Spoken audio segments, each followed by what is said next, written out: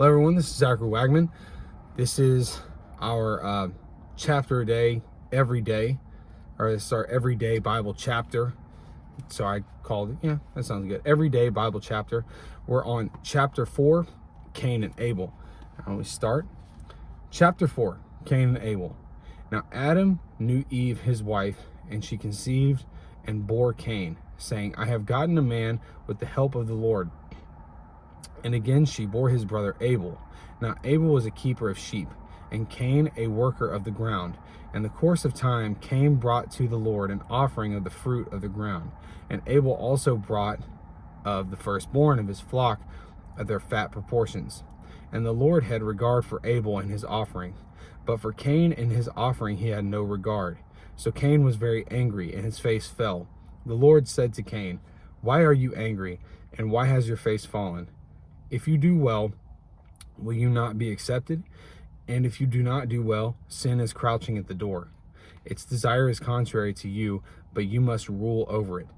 Cain spoke to Abel his brother, and when they were in the field, Cain rose up against his brother Abel and killed him.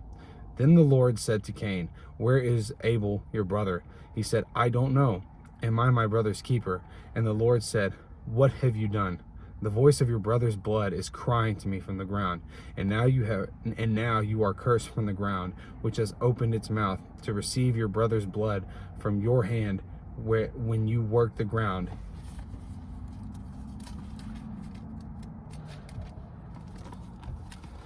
It shall no longer yield to you its strength. You shall be a fugitive and a wanderer on the earth.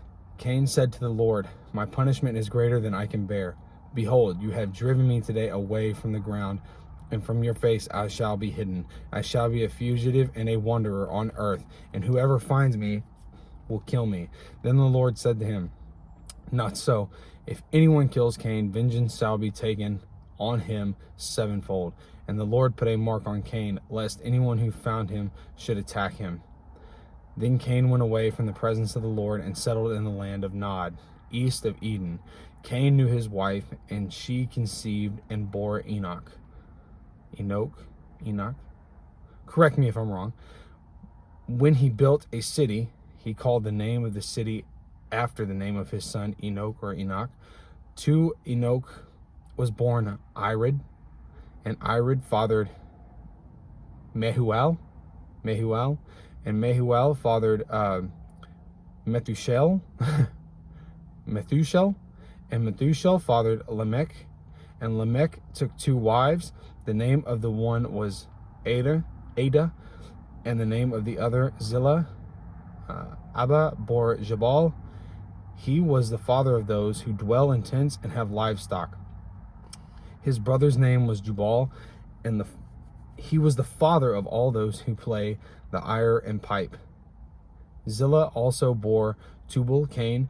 He was the forger of all instruments in bronze and iron. The sister of Tubal-Cain was Naamah.